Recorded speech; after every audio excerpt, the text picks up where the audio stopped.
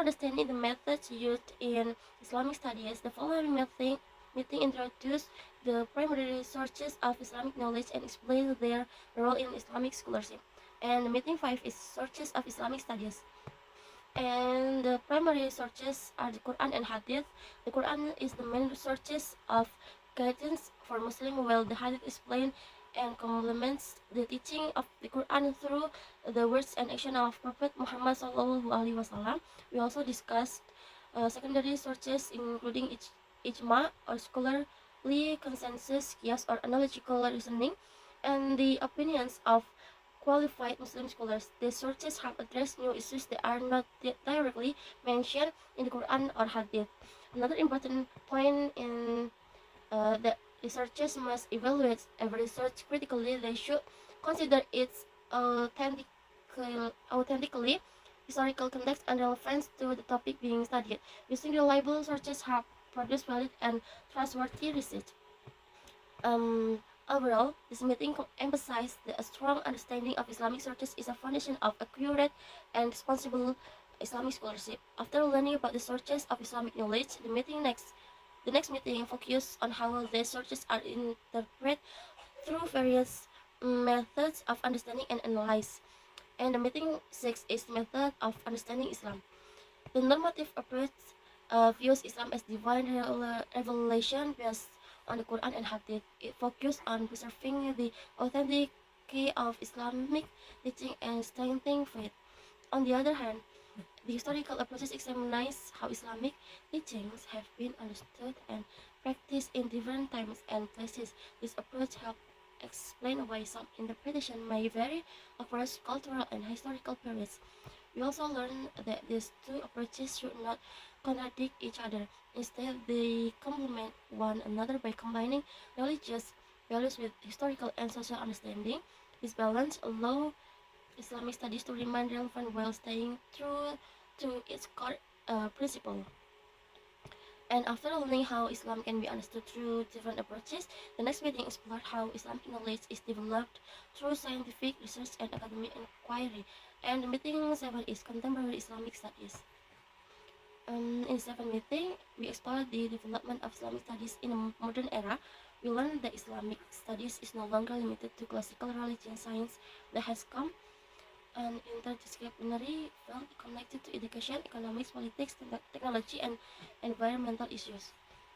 We also discussed the importance of using critical thinking while remaining faithful of Islamic values. Modern scholars encourage Muslims to understand Islamic teaching in ways that respond to contemporary challenges without changing the core principle of the religion. And overall, this meeting showed that Islamic studies continue to develop alongside changes in society. By combining religious knowledge with scientific inquiry, Islamic remains relevant and able to address the needs of modern life. After understanding the development of Islamic studies in the contemporary world, the next meeting focused on the contribution of Muslim scholars and their role in shaping Islamic throughout history. And meeting 8 Islamic studies in higher education. We discussed the role of Islamic studies in higher education. We learned that universities are not only places to learn religious knowledge, but also centers for research, critical thinking, and other academic development. Islamic higher education institutions encourage students to study Islam using scientific methods while maintaining respect for Islamic values through researches, discussion, and analyzing. Students are expected to understand Islamic teaching more deeply and apply them to real-life situations. Overall, this meeting emphasized that higher education plays an important role in producing knowledgeable, critical, and responsible Muslim scholars who can contribute positively to society. And after learning about the role of universities in developing Islamic scholarship, the next meeting focused on the challenges of and opportunities faced by Islamic studies in today's rapidly changing world. And the meeting 9 is contemporary issues in Islamic studies. We discuss contemporary issues in Islamic studies. We learn that Muslims today face many challenges brought by globalization, technological development, and social change. Therefore, Islamic studies must continue to provide relevant guidance for modern society.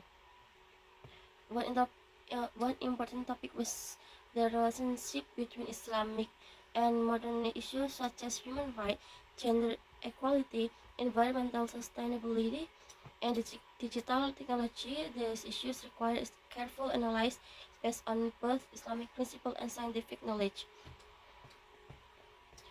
And after discussing contemporary issues, the next meeting focused on the future direction of Islamic studies and the importance of developing research that is innovative, objective, and beneficial for society.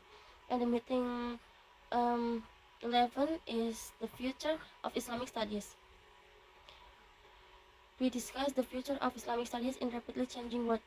We learned that Islamic studies must continue to grow by responding to new social, cultural, and technological development while remaining rooted in the Quran and Hadith.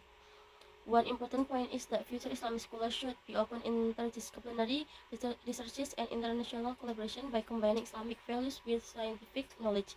Researchers can provide meaningful solutions to global challenges such as education, environmental issues, social justice, and ethical of technology.